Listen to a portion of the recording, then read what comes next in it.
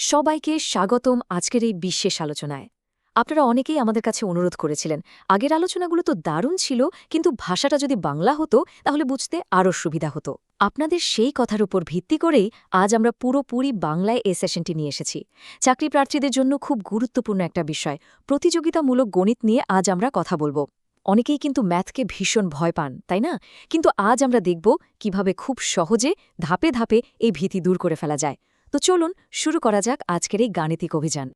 আচ্ছা, প্রথমেই দেখে নিই আজ আমরা ঠিক কি নিয়ে কাজ করব। আজ আমরা এক ধরনের ম্যাথ ডিটেকটিভের ভূমিকায় থাকব। আমাদের আজকের রোডম্যাপে থাকছে মোট ৬টি অংশ: গণিতের ভয় জয় করা, সমীকরণে গড়, জনসংখ্যার শতকরা হিসাব, জ্যামিতি বা বাক্সের আয়তন, ৩ চলকের সমীকরণ এবং শেষে একটা উপসংহার। তো শুরুতেই আসা যাক আমাদের প্রথম ধাপে, গণিতের ভয়ে জয় করা।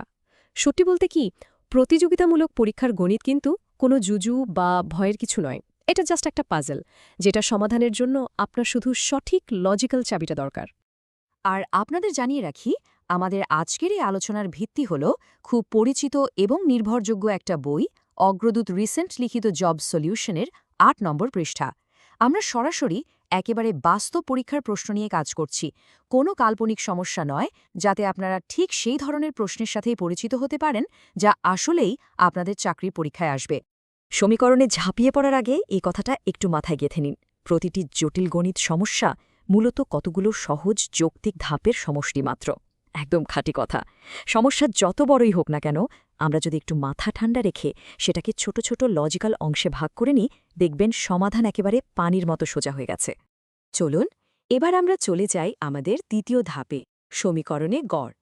এখানে আমরা দেখব কিভাবে গড় ব্যবহার করে একটা অজানা মান বা ভেরিয়েবল খুব সহজেই খুঁজে বের করতে হয়। ধরুন আপনাকে বলা হলো দুটি সংখ্যার গড় ab এবং এর মধ্যে একটি সংখ্যা হলো a, তাহলে অপর সংখ্যাটি কত? আপনি যদি এখন পরীক্ষার হলে বসে থাকতেন, তাহলে এই সমীকরণটি কিভাবে সাজাতেন? একটু চিন্তা করে দেখুন তো। খুব সিম্পল। আমরা তো জানি না অপর সংখ্যাটি কি, তাই না? তাই ওটাকে আমরা x ধরে নিই। এবার গড়ের সূত্র অনুযায়ী a এবং x এর যোগফলকে ২ দিয়ে ভাগ করলে ab পাওয়া যাবে। ব্যাস, সমীকরণ তৈরি। এবার ম্যাজিকটা হলো শুধু x-কে আলাদা করে ফেলা। নিচের ২কে ডান পাশে নিয়ে গুণ করে দিন, হয়ে গেল 2ab। তারপর বাম পাশের a-কে ডান পাশে নিয়ে বিয়োগ করে দিন, মানে দাঁড়ালো x সমান 2ab - a। একটু অ্যালজেব্রা ব্যবহার করে a কমন নিলেই আমরা পেয়ে যাচ্ছি a ইন্টু ব্র্যাকেটে 2b - 1। দেখলেন তো, অজানা x-কে আলাদা করার লজিকটা কিন্তু একেবারেই সরল। ওকে, এবার আমরা আমাদের তৃতীয় ধাপে চলে যাচ্ছি, জনসংখ্যার শতকরা হিসাব। এটা কিন্তু বিভিন্ন পরীক্ষার একটা খুব ক্লাসিক প্রশ্ন, যেখানে জনসংখ্যার বিভিন্ন অংশের পরিবর্তন হয় কিন্তু মোট জনসংখ্যা একদম একই থাকে। প্রশ্নটা এরকম: কোনো একটা এলাকার জনসংখ্যা ১০,০০০ জন। এখন পুরুষদের সংখ্যা ১৫% বৃদ্ধি পেল আর মহিলাদের সংখ্যা 9% হ্রাস পেল। কিন্তু মজার ব্যাপার হলো, মোট জনসংখ্যা অপরিবর্তিত রইল, সেই ১০,০০০ই থাকল। আমাদের বের করতে হবে পুরুষ এবং মহিলার সঠিক সংখ্যা কত। এই যে একদিকে বাড়ছে এবং অন্যদিকে কমছে, এই ভারসাম্যটাই কিন্তু আমাদের মূল ক্লু। এটাকে আপনারা দাড়িপাল্লার মতো একটা ভারসাম্যের সাথে তুলনা করতে পারেন। একদিকে ধরুন পুরুষদের সংখ্যা x, যা ১৫% বাড়ছে, অন্যদিকে মহিলাদের সংখ্যা y, যা ৯% কমছে। যেহেতু মোট জনসংখ্যায় কোনো চেঞ্জ আসেনি, তার মানে হল পুরুষদের এই যে বৃদ্ধির পরিমাণ, সেটা ঠিক মহিলাদের হ্রাসের পরিমাণের সমান। একদিকের প্লাস অন্যদিকের মাইনাসকে একেবারে নিখুঁতভাবে ব্যালেন্স করে দিচ্ছে। তো সমীকরণটা সাজালে আমরা পরিষ্কার দেখতে পাই x-এর ১৫% আর y-এর ৯% একে অপরের সমান। উভয় দিকের শতকরা বা ১০০-এর ভাগফলগুলো বাতিল করে দিলে সমীকরণটি একদম ছোট আর সহজ হয়ে আসে। ১৫x সমান ৯y। একে ৩ দিয়ে ভাগ করলে আমরা একটা চমৎকার সম্পর্ক পেয়ে যাই, 5x সমান 3y। এই ছোট্ট সম্পর্কটি হলো আমাদের পরের ধাপের মাস্টার কি। এখন আমরা প্রতিস্থাপন বা সাবস্টিটিউশন মেথড ব্যবহার করব। ওই সম্পর্কটা থেকে x-এর মানটি নিয়ে, মানে 3y/5, যদি আমরা আমাদের মূল সমীকরণ অর্থাৎ x + y সমান ১০০০-তে বসিয়ে দিই, তাহলে পুরো অঙ্কটা শুধুমাত্র y বা মহিলাদের সংখ্যায় পরিণত হয়। এরপর সামান্য একটু হিসেব, একটু যোগবিয়োগ করলেই আমরা পেয়ে যাচ্ছি y-এর মান, যেটা হলো ৬,২৫০ জন। আর যেহেতু মোট জনসংখ্যা ছিল ১০,০০০, তাই ১০,০০০ থেকে মহিলাদের সংখ্যা এই ৬,২৫০ বাদ দিলেই কিন্তু আমরা আমাদের কাঙ্ক্ষিত উত্তর পেয়ে যাই। পুরুষদের সংখ্যা হল ৩,৭৫০ জন। দারুণ তাই না? কত সুন্দর একটা লজিক ব্যবহার করে আমরা বেশ বড় একটা সমস্যা মুহূর্তেই সমাধান করে ফেললাম। এবার আমরা পা রাখছি আমাদের চতুর্থ ধাপে, জ্যামিতি, বা আরও নির্দিষ্ট করে বললে একটা বাক্সের আয়তন নির্ণয়। অ্যালজেব্রা থেকে সোজা 3D জ্যামিতিতে আমরা এখন একটি আয়তাকার বাক্সের ভেতরের শূন্যস্থান বা আয়তন মাপা শিখব। এই রহস্যের ক্লুগুলো একটু খেয়াল করুন। বাক্সের উচ্চতা হলো তার দৈর্ঘ্যের 2/3, আর প্রস্থ হলো দৈর্ঘ্যের 1/5। আবার সরাসরি দেওয়াই আছে যে প্রস্থ 6 ফুট। তাহলে আয়তন কত? এখানে একটা জিনিস খেয়াল করেছেন, দৈর্ঘ্য হলো সেই মাস্টার চাবি যার সাথে অন্য সবকিছু কানেক্টেড। একবার দৈর্ঘ্য বের করতে পারলেই বাকিগুলো এমনিতেই বের হয়ে আসবে। একটা ডমিনো এফেক্টের মতো কিভাবে একটা থেকে আরেকটা উত্তর বেরিয়ে আসছে সেটা একটু লক্ষ্য করুন। প্রস্থ বলা আছে 6 ফুট, যা কিনা দৈর্ঘ্যের 5 ভাগের 1 ভাগ। এর মানে দৈর্ঘ্য দাঁড়াচ্ছে 5 গুণ 6, অর্থাৎ 30 ফুট। দৈর্ঘ্য পেয়ে গেলাম। এবার উচ্চতার পালা।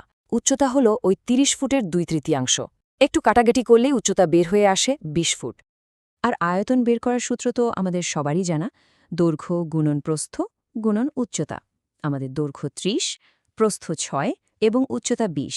এই তিনটে গুণ করে দিলেই আমরা পেয়ে যাই আমাদের চূড়ান্ত উত্তর, 3600 ঘনফুট। একদম সিম্পল।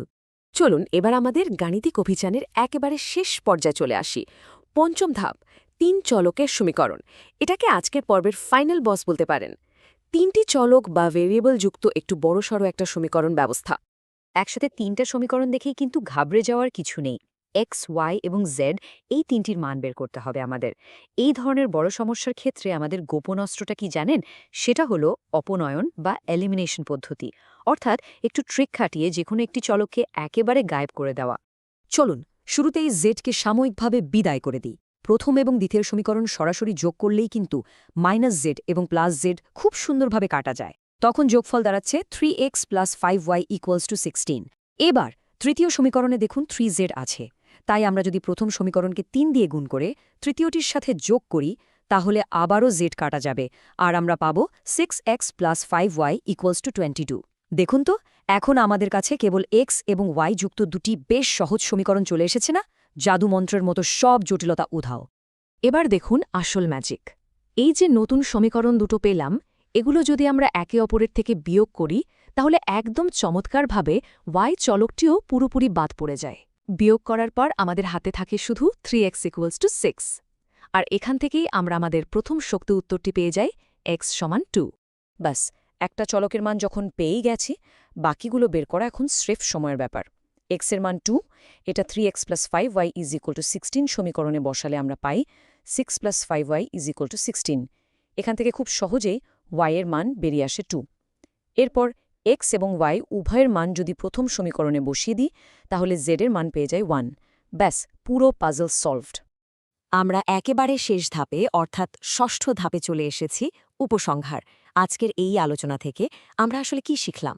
তা সে গড় হোক, শতকরা হিসাব হোক, জ্যামিতি হোক, বা এই জটিল 3 চলকের সমীকরণই হোক, সবকিছুই আসলে ছোট ছোট যৌক্তিক ধাপের সমষ্টি।